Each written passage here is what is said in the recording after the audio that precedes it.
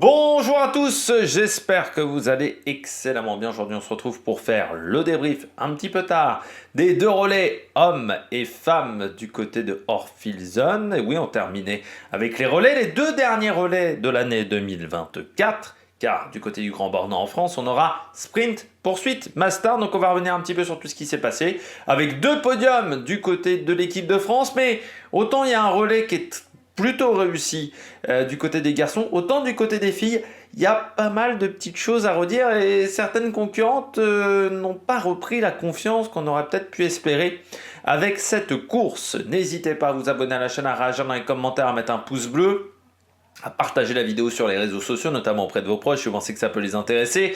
Dans les commentaires, n'hésitez pas à me dire qui vous a plu, qui vous a déçu. Quand vous vous abonnez à la chaîne, vous pouvez rajouter la petite cloche, comme ça vous êtes au courant des dernières vidéos qui sortent sur la chaîne, notamment des vidéos cyclisme et biathlon et la voile. Et puis, ça me permet de me soutenir également, parce que plus vous cliquez rapidement sur les miniatures, sur les notifications, plus les vidéos sont mises en avant par YouTube. Deuxième moyen de me soutenir. Ça, c'est seulement et seulement si vous avez les moyens et l'envie, vous pouvez faire un super thanks. On commence tout de suite avec le classement du côté du biathlon. Et cette victoire chez les filles du côté de l'Allemagne avec un très beau relais. On avait parlé du relais des hommes du côté de Kontiolahti ou du côté de la France et de la Norvège. On avait réussi à faire très peu de balles de pioche. Eh bien, ça a été le cas de l'Allemagne, seulement 4 balles de pioche sur ce relais, composé de Vanessa Voigt, Tannheimer, Grossian et Preuss. Elles ont montré leur solidité au niveau du tir. J'avais dit, cette équipe d'Allemagne, rajeunie, va vraiment devenir un adversaire difficile à battre, notamment pour l'équipe de France, pour l'équipe de Suède, mais également pour l'équipe de Norvège, et va devenir une des nations sur laquelle il faudra compter chez les filles. Un peu moins pour le moment chez les garçons. Eh bien, ça s'est vu avec cette épreuve. Autant l'équipe de France a laissé des ouvertures, l'équipe de Suède a laissé des ouvertures. Du côté de l'équipe d'Allemagne, il n'y a pas eu d'ouverture. Une équipe d'Allemagne qui pourtant avait un petit peu de retard après le premier relais, mais qui a réussi, grâce à Franziska Preuss, à prendre la tête dans ce grand duel entre Preuss et Lou Jean Monod. C'est Lou Jean Monod qui a craqué, et pas Franziska Preuss. Et ça fait quand même un gros écart sur la fin, parce que Preuss fait un relais parfait, alors que Lou Jean Monod a eu un relais plus compliqué, avec 2 balles de pioche sur le premier tir, 3 sur le deuxième tir, et en plus un tour de pénalité à ce moment-là. Mais il faut saluer la grande course. Je dis toujours, quand vous êtes à 6 et moins en termes de balles de pioche, en dessous de 6, vraiment, vous avez fait un super relais en termes du tir. Et là, 4 balles de pioche, c'est vraiment fantastique. Et une seule sur le debout. Ça, c'est très bien. Ça n'a pas tremblé du côté de l'équipe d'Allemagne. Bon week-end pour Voigt et Preuss. Voilà, ça a été un week-end rempli du côté de Orphilzone. On verra si du côté du Grand Bornand, ça se confirme du côté de cette équipe d'Allemagne également en individuel. Et puis, on voit que Tannheimer, Grossian commence à prendre un petit peu de place aussi. On commence à avoir un 4 de départ qui commence à être très solide du côté de l'Allemagne sur ce relais. Donc ce qui permet, ça devait être depuis quelques temps quand même que l'équipe d'Allemagne n'avait pas remporté un relais, même un relais de Coupe du Monde. Je n'ai pas les statistiques en tête. Ça devait faire quelques temps, et là il y a eu une course bien plus aboutie que ce qu'elles avaient fait à Kontiolahti. Donc bien, belle perf du côté de l'Allemagne. On verra si elles arrivent, si ça les lance vraiment sur cette saison, mais ça sera une équipe dangereuse au championnat du monde. Ça, c'est clair et net. Du côté de Lanzarote, parce qu'on sait très bien que il y a une solidité au tir.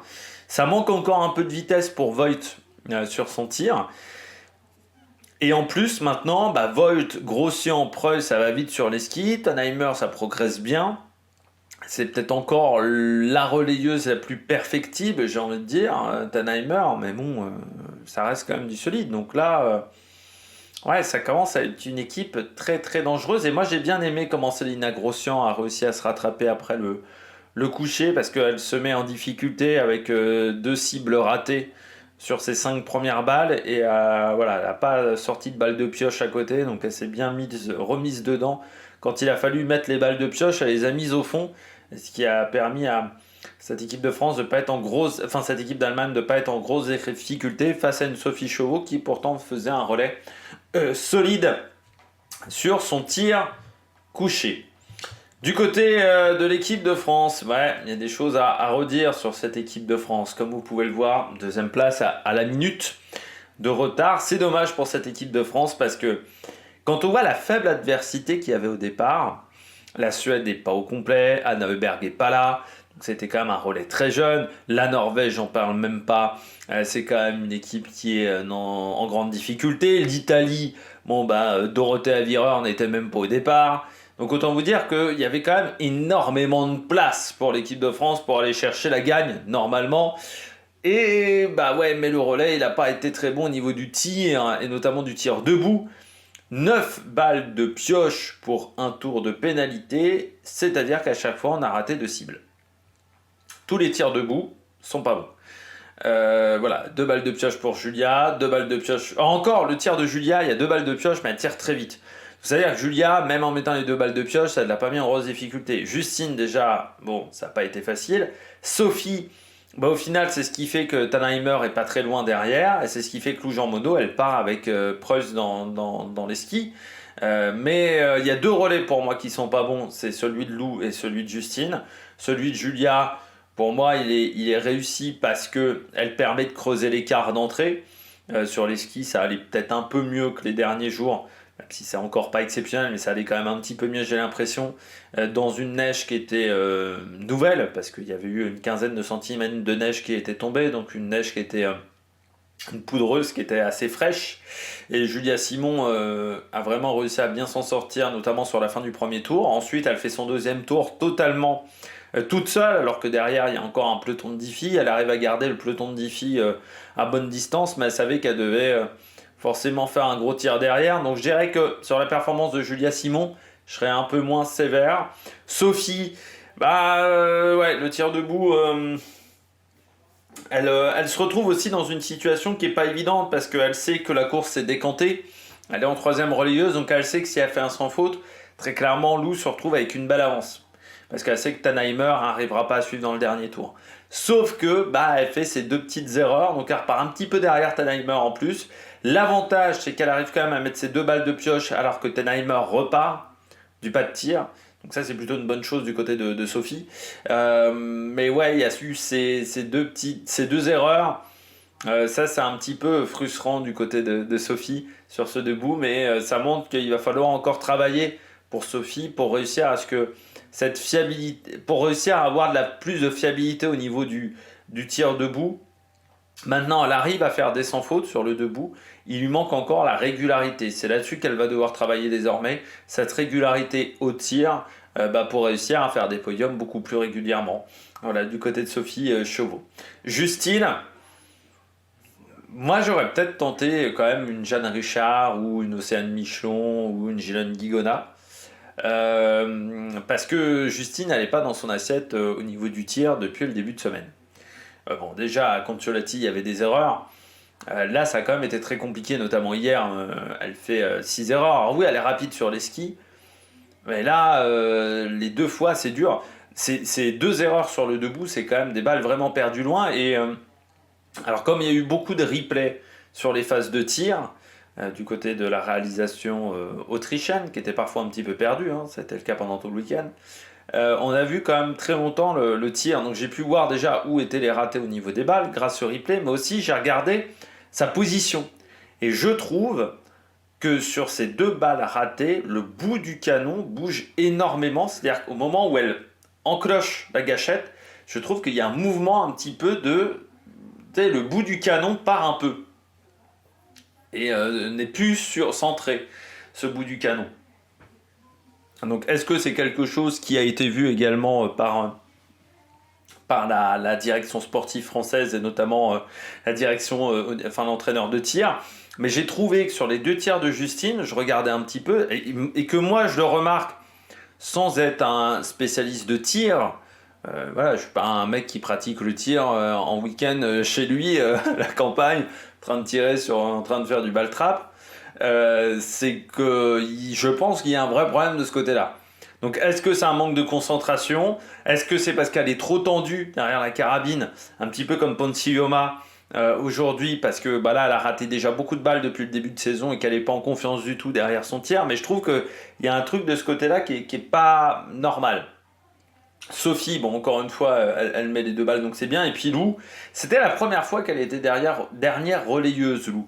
Donc elle devait conclure, et bah, elle n'a pas réussi à conclure. Non, ça a été un relais très compliqué.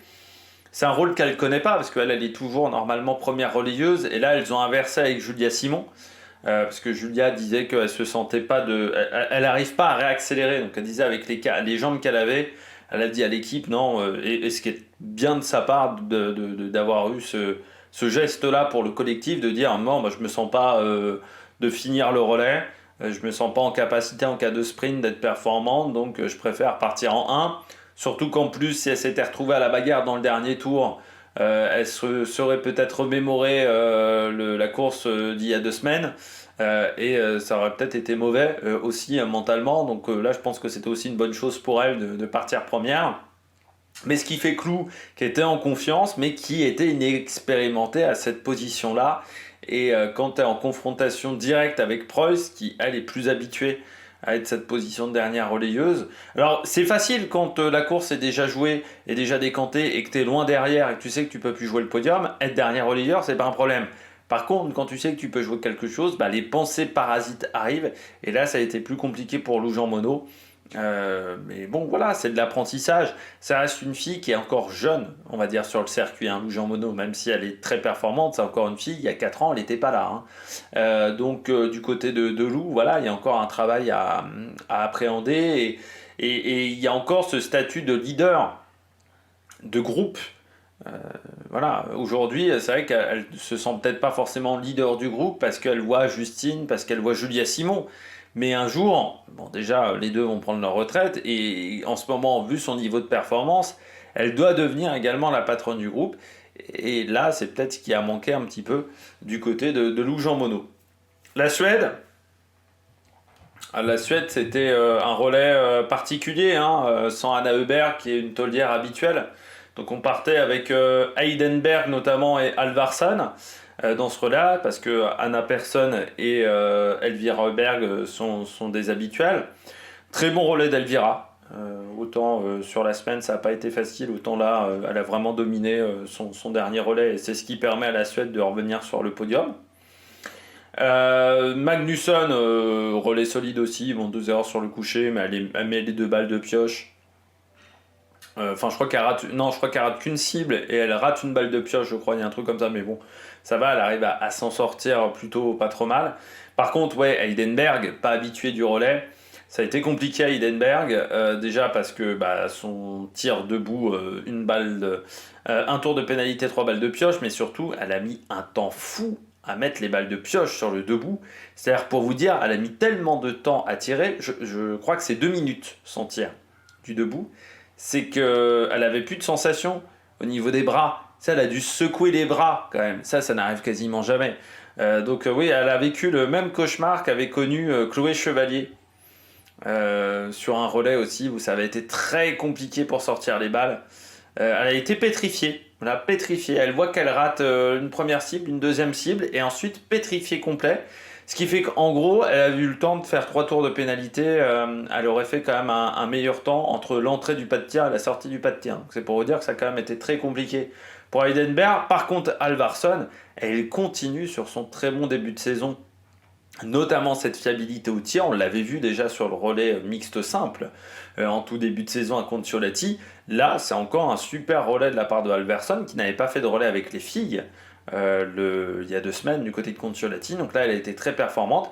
Par contre sur les skis, pas hyper rapide. On y reviendra, le temps de ski n'était pas fantastique et puis Elvira, elle qui a bien conclu ce relais. La Slovénie, que ça soit chez les garçons ou chez les filles, ça a très très bien marché, avec un bon relais de Lampic.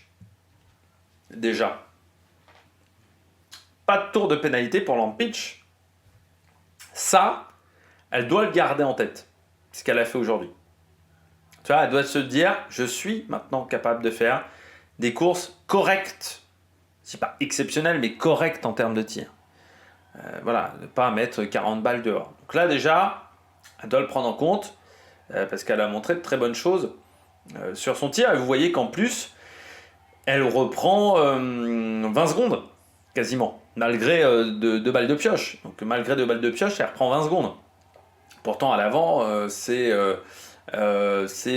Sophie Chauveau, c'est quand même Célina Grossian. Donc voilà, c'est-à-dire qu'elle a repris du temps. Et non, très bon relais, parce que là, encore une fois, 6 balles de pioche, c'est réussi. Et en plus, Repic t'en met 3. Donc c'est vrai que Repic te met un petit peu en difficulté. Après, le problème de la Slovénie, c'est que vous voyez que il n'y a pas 4 filles solides, encore une fois, sur les temps de ski. Donc c'est ce qui manque un petit peu à cette équipe de Slovénie. La Suisse, dommage, la Suisse était hyper bien placée avant le dernier relais. La Suisse était vraiment en bagarre pour le podium. Avec la Slovénie à ce moment-là, la Suède était un petit peu plus derrière. Et les Nike avaient fait un relais correct, Gasparine, voilà, sans faute, en tirant vite. Bazerga avait fait aussi une belle performance parce qu'avec 3 balles de pioche, elle ressort 84 secondes. Et puis, Lisa Gasparine, elle est passée à côté de son relais sur son tir debout. Parce que je pense qu'elle sentait Elvira Heuberg revenir extrêmement vite. Elle sentait également la Slovène qui était pas très loin. Et en bagarre, là, elle a craqué. Dommage du côté d'Elisa Gasparine parce que ça fait qu'une 5e place pour la Suisse. Alors c'est déjà une 5e place qui est quand même un résultat intéressant, mais c'est vrai qu'il y avait possibilité de faire 4, voire de faire peut-être podium si Gasparine ne rate pas autant de tirs et si Elvira Heuberg en met peut-être une autre encore à côté sur son debout. Derrière la Norvège, on savait que ça allait être compliqué pour la Norvège. Quand tu regardes ce relais-là par rapport au relais qu'il y avait il y a 2-3 ans, tu te dis, mais toutes les taulières sont parties. Et là, on savait très bien qu'avec seulement Knoten, qui n'a pas non plus 50 000 expériences en relais, je crois qu'il y avait 200 départs seulement pour ce relais-là, en Coupe du Monde. 200 départs en individuel, enfin en individuel en course. C'est compliqué, ça manque d'expérience.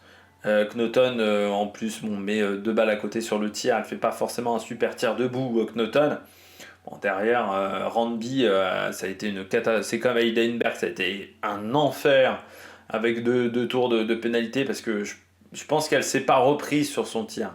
C'est-à-dire qu'elle en rate 2, elle s'est pas reprise, donc elle rate la 3e derrière. Il fallait se reprendre un petit peu, peut-être arrêter son rythme de tir, ce qu'elle n'a pas fait par manque d'expérience.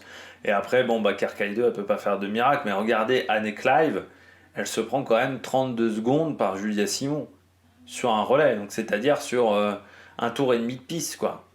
Donc c'est quand même, ça fait extrêmement mal, le relais norvégien. On s'attendait pas à des miracles. Ça a été quand même très compliqué pour ces jeunes femmes. Et puis ensuite, Ukraine, vous voyez, 5 balles de pioche, on sait, les Ukrainiennes. Sur le tir, c'est costaud. Le problème, c'est la vitesse sur les skis, encore une fois, notamment de certaines relayeuses. Et puis la République tchèque, c'est Charvatova qui les met en difficulté, puisque après le relais n'est pas ignoble du côté de ce relais, mais Charvatova avec 2 et 6, c'est sûr que tu fais pas de miracle. Commence quand même à devenir très compliqué pour Charvatova en ce moment. Et puis l'Italie, il n'y avait pas vireur, mais tu avais quand même Oren Thaler. Et en fait, c'est Oren Thaler qui te plante dès le départ. Donc Oren Thaler te plante dès le départ avec un tour de pénalité. En plus, un tir où elle est assez lente.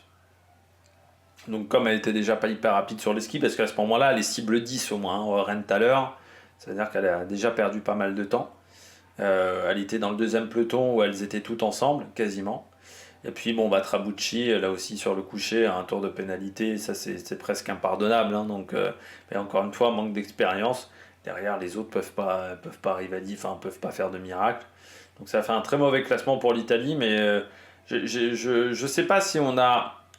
Je comprends pas pourquoi on n'a pas mis Vera. Alors est-ce que c'était une idée de dire, de toute manière, on n'a aucune chance, et comme on n'a aucune chance, on veut préserver Vireur pour la suite de la saison. Est-ce que c'est parce que Vireur n'a pas de relationnel avec une partie de l'équipe? On sait que, par exemple, elle s'entend pas hyper bien avec Vitozzi, par exemple, Vireur. Donc c'est vrai que c'est... Est-ce que c'est pour cette raison-là qu'on a du mal à avoir un collectif solide du côté de l'Italie? C'est vrai que tu te dis que l'Italie fait 11e à un an des Jeux Olympiques à domicile. C'est vrai que c'est pas très rassurant, quoi, pour cette équipe-là. Et bon, c'est un petit peu inquiétant, là, du côté de l'équipe d'Italie. Puis bon, Canada, Autriche, un peu loin, mais oui, pas super au niveau du tir aussi. Et la Bulgarie, c'est dommage parce que la Bulgarie avait fait un bon départ. Elles étaient vraiment dans le bon coup pour jouer le podium. Et puis la dernière relayeuse, bon, bah, ça a été un calvaire pour elle avec 3 tours de pénalité. C'est dommage, les 3 premières relayeuses avaient vraiment fait un bon job. Elles étaient dans le groupe dans le groupe avec la Slovénie, la Suisse, donc c'était plutôt pas mal du côté de la Bulgarie. Mais la dernière relayeuse, elle, a vraiment souffert. Les temps de ski, rapidement du côté de l'Allemagne, vous voyez, c'est tout à fait correct. 4e temps pour Voigt, mais pas grand chose de retard, hein, 5 secondes de perdu seulement. C'est presque Grossian qui perd le plus, mais face à Lampic, donc vous voyez qu'elle est quand même 3e, c'est-à-dire derrière Chauveau et derrière Lampic. Mais de toute façon, Lampic elle met quand même des branlées à tout le monde. Preuss, bon, bah, vous voyez, même en relâchant sur la fin, elle fait quand même un super temps, et puis Tannheimer pas mal. Et vous voyez, 2e temps de ski, mais à 30 secondes seulement de la France. Donc c'est plutôt très bien. Du côté de l'équipe de France, meilleur temps de ski, certes, mais à relativiser. Julia Simon fait une super course. Très bon temps de ski, même si, encore une fois, l'opposition n'était pas forcément énorme. Bon, Sophie fait aussi un bon temps de ski. Encore une fois, c'est par rapport à Lampic. Donc c'est pas forcément... voilà, c'est compliqué d'avoir un bon chrono. C'est vrai que Tannheimer aussi, j'ai pas dit, mais elle est 2e derrière Justine. Donc 21 secondes derrière Justine, c'est vraiment un bon relais aussi au niveau des skis. Et Lou, bah ouais, c'était poussif du côté de Lou aujourd'hui. Il n'y avait pas...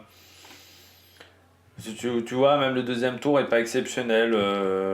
Parce que le 3e tour, elle relâche quand même. Hein, mais le 2e tour est pas exceptionnel. Donc un petit peu de fatigue peut-être. L'enchaînement des courses a peut-être été un peu compliqué à gérer pour Lou.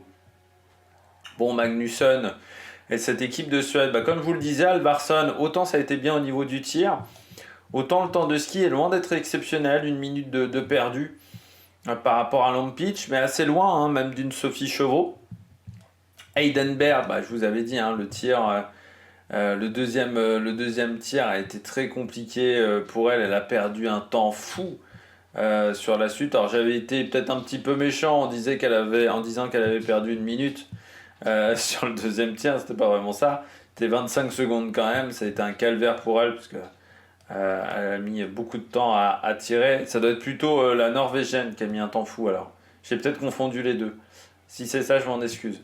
Bon, bah la Slovénie, vous voyez, des temps de ski qui sont pas exceptionnels sauf pour Lampic, mais bon, des tirs de qualité. La Suisse, bah là aussi, c'est pas exceptionnel au niveau des temps de ski. Même Heikki Gross, 6e, c'est pas dingue.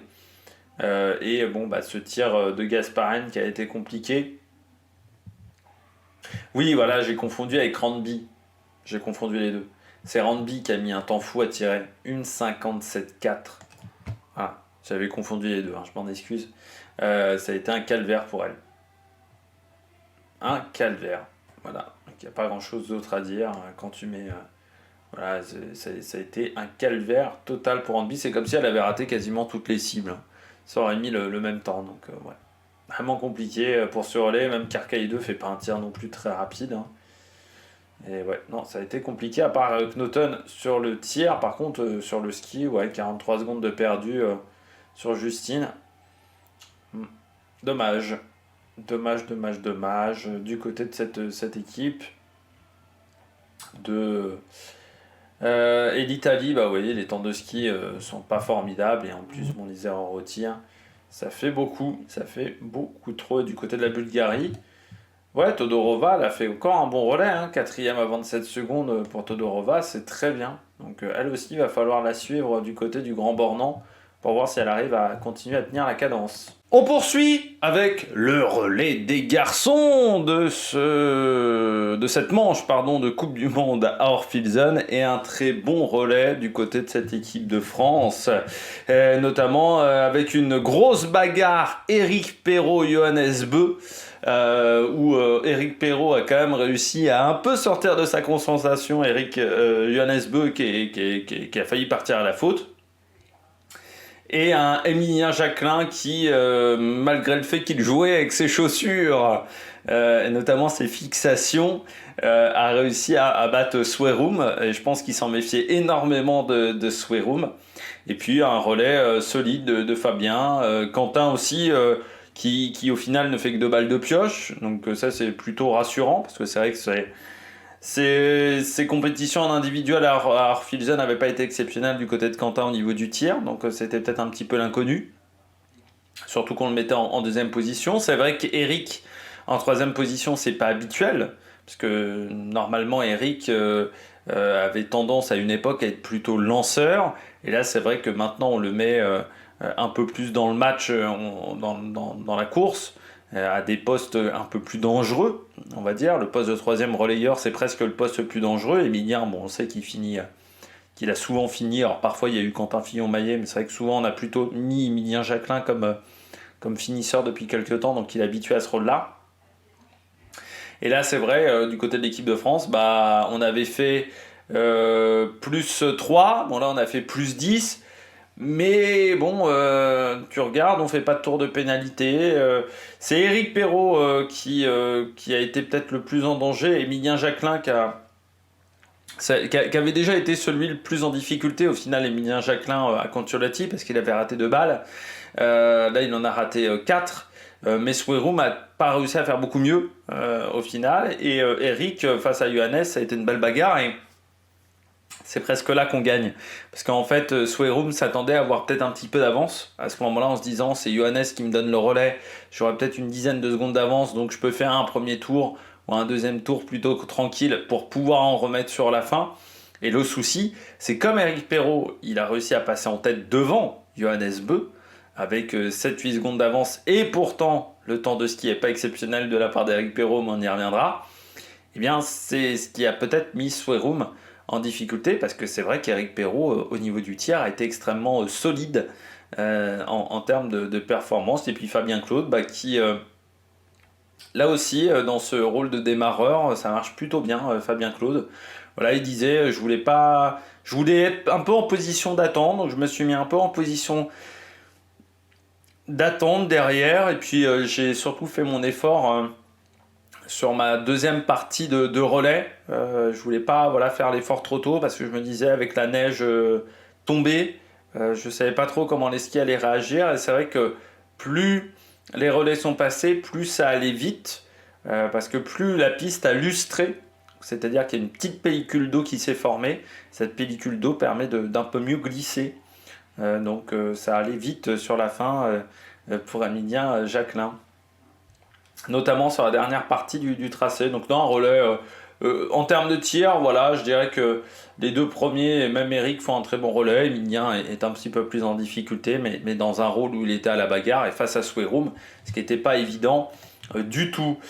Du côté de Sweroom, tout allait, enfin du côté du relais norvégien, j'ai envie de dire, ça n'a pas été simple. Sturla fait vraiment un super relais. Il n'y a pas grand chose à dire. Il ouvre pas la porte. Fabien Claude peut pas faire grand chose, hein. Il finit à 6 secondes, mais en gros, voilà, Sturla fait vraiment le relais parfait. Donc ça lance très bien l'équipe, comme souvent. Ça, Sturla lance souvent bien l'équipe. Tarier est pas largué par Quentin, mais au niveau du tir. Par contre, au niveau des skis, là aujourd'hui, ça vraiment, Quentin lui mettait des misères. Alors, je sais bien que Quentin est en grande forme, mais quand même du côté de Tarier, on ne pouvait pas s'accrocher du tout, parce que malgré son sans faute après le coucher, il repart avec 7-8 secondes d'avance sur Quentin Fillon-Maillet. Il est à 2 doigts de finir avec 4 secondes de retard, 4-5 secondes de retard à la fin du tour, enfin avant le tir debout, donc ça a été compliqué pour lui. Et vous voyez qu'ensuite il a 27 secondes malgré 2 balles de pioche, donc c'est-à-dire qu'une balle de pioche de plus que Quentin Fillon-Maillet, et pourtant il y a 27 secondes d'écart, donc ça veut dire qu'aussi au niveau du tir, le tir a été plus long que Quentin, qui a fait un gros tir d'attaque quand même, il faut bien le dire. Mais là, sur les skis, ça allait pas fort. Bon, Johannes, encore une fois, grosse bagarre avec Eric Perrault, et notamment sur ce tir debout où ouais, il a craqué un peu. Johannes, ça lui était pas arrivé depuis le début du week-end, mais là, il nous a fait une petite craquante sur ce relais du debout. Et puis Sweroom, Non, qui démarre bien, Sweroom, mais je pense qu'il s'attendait à avoir de l'avance. Il s'attendait pas à avoir un petit peu de retard. Et puis, Sweroom, il n'est pas habitué à faire beaucoup de relais non plus. Parce qu'avant, c'était Johannes Dalleux. Sauf qu'il n'y a plus Johannes Dalleux. Donc c'est vrai que c'est Sweroom qui remplace Dalleux, mais il n'a pas beaucoup d'expérience. Et je pense que ce qui a joué sur son dernier tir à la bagarre par rapport à Emilien Jacquelin, c'est ce qui a fait la différence. Donc ouais, dommage du côté de Sweroom. La Suède, certes il y a le podium, mais il n'y avait pas non plus une grosse opposition non plus. Il y a des nations qui avaient... On sentait qu'on n'était pas encore au top, je dirais, sur ce relais. Et je dirais que bon, la Suède, il n'y a pas grand-chose de satisfaisant. Voilà. C'est-à-dire que 14 balles de pioche pour un tour de pénalité, c'est pas exceptionnel. Sauf Samuelsson qui fait un relais qui est solide, qui revient de l'arrière et qui bat le Slovène et qui s'est bien dépensé sur ce relais, Samuelsson. Sinon, le reste, Pantiloma, ça a été compliqué. Et il se met quand même en danger sur le coucher. Et ça a été compliqué de mettre les 3 balles de pioche et ça les sort un petit peu du match. Bon, Jasper Nelin, son tour de pénalité, ça les met aussi en difficulté. Donc, c'est dommage sur ces 2 relais-là. Brandt prend quand même un petit peu de retard aussi. Donc, non, c'est pas parfait. Heureusement que l'Allemagne est passée à côté. Notamment que l'Allemagne est passée à côté, que l'Autriche aussi n'a pas été exceptionnelle et que l'Italie a fait également des erreurs parce que sinon ça aurait été très compliqué pour cette équipe. La Slovénie, très bon relais, je l'avais dit, comme chez les filles, le même score que chez les filles, avec un très beau Planko-Lovro. On connaît Jakob Fag, bien entendu, ça on est habitué. Par contre, Planko-Lovro, vous voyez, il perd très peu de temps. Et notamment, il ne s'est pas fait exploser la gueule par Samuelsson. Hein. Et Samuelsson a dû s'employer. Vous voyez, il y a 7 secondes d'écart avec Samuelsson. Donc vraiment, ça a été un bon relais. Surtout qu'il avait au final que 30 secondes d'avance. Non, c'est plutôt très bien ce qu'a fait Lovro Planko. Sur son relais. Et Jakob Fag, intraitable. Pardon, encore j'ai eu des bâillements, mais intraitable comme d'habitude, il est 21h42 après. Hein. Mais ouais, intraitable comme d'habitude, donc non, très bon relais du côté de la Slovénie. L'Allemagne, pas dingue du tout. Trop d'erreurs au tir, c'est un peu comme la Suède, 13 balles de pioche, c'est beaucoup trop. Surtout quand c'est Rittmüller et Navrat qui ont été en difficulté.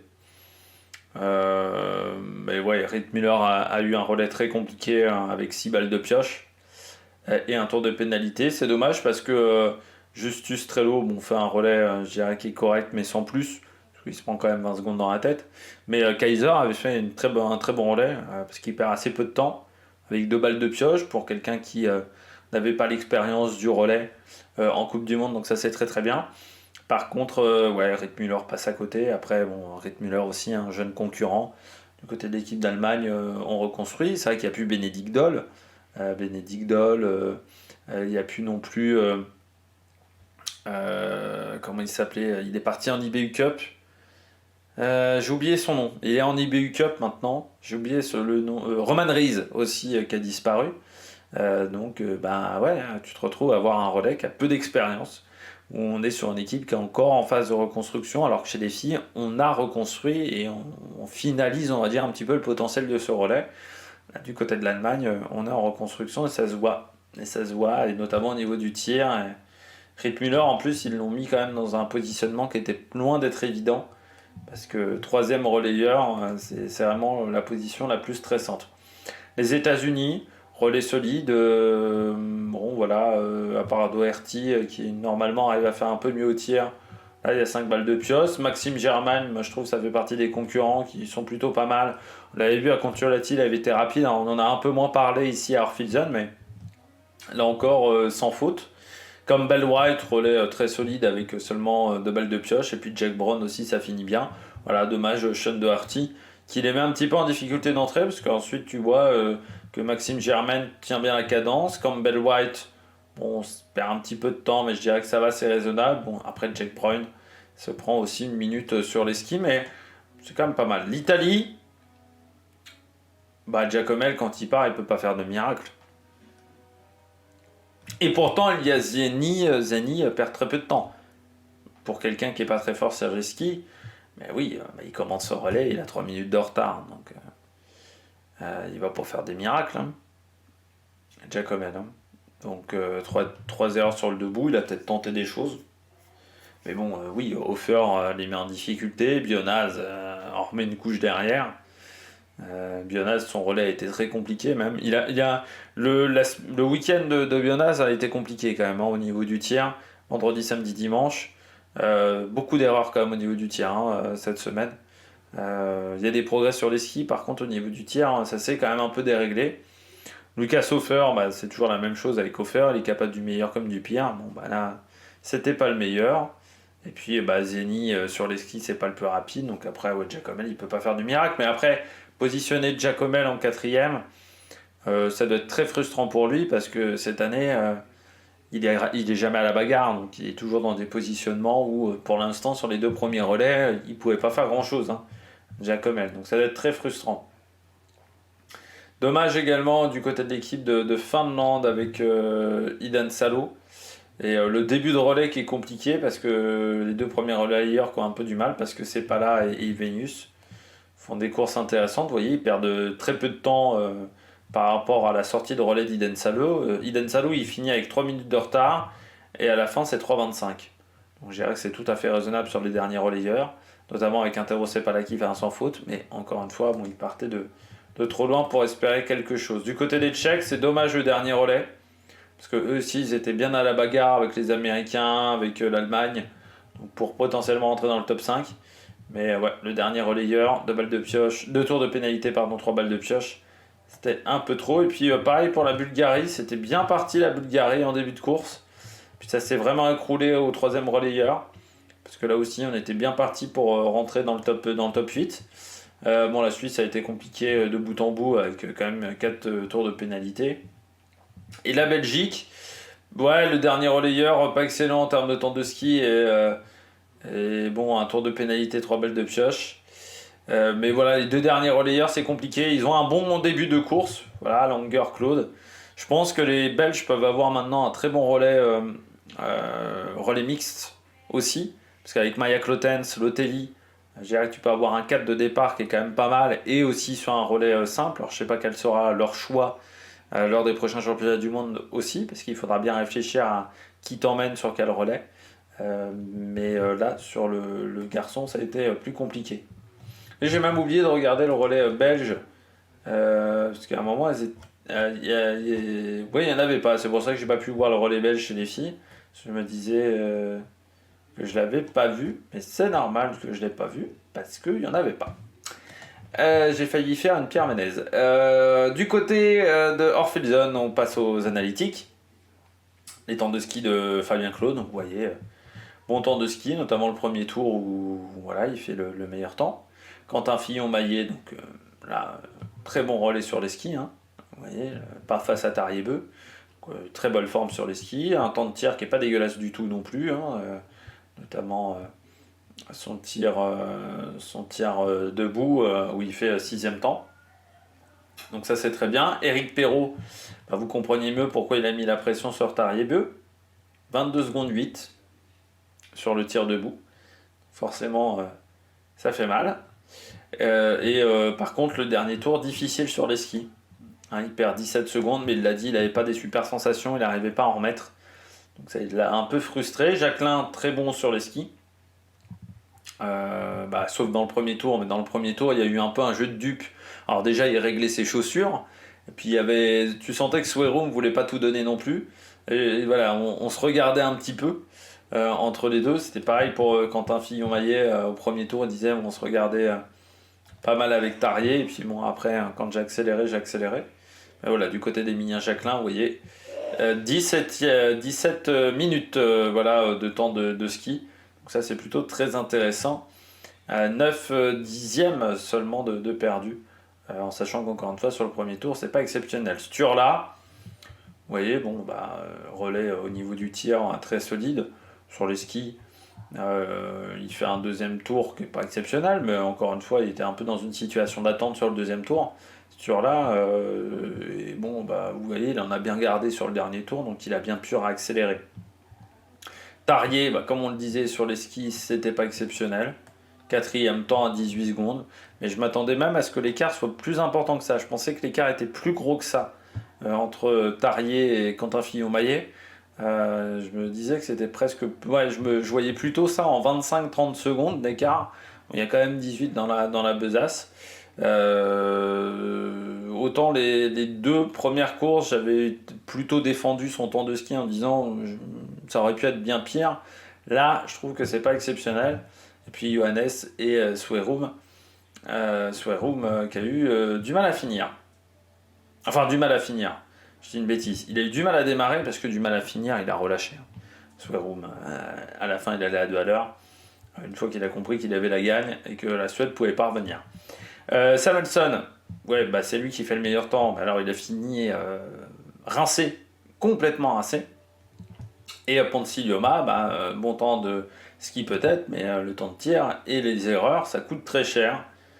Et Jasper Nedin, là aussi, très mauvais temps de tir. Notamment sur le debout où il a le dernier temps de son relais, Jasper Nedin. Donc, pas exceptionnel. Jakub Fag, toujours bien. Cette semaine, il est vraiment bien. Et Lovro Planko, comme je vous avais dit, il s'est vraiment pas écroulé sur la fin, parce qu'il perd que 12 secondes. Quatrième temps de ski. Donc non, c'est un bon relais de Lovro Planko. L'Allemagne, ouais, Simon Kaiser, c'est bien ce que j'avais vu. Très bon relais de Simon Kaiser, parce que deuxième temps de ski. Donc derrière, devant Tariebeu, il colle 3 secondes à Tariebeu quand même, dans l'affaire.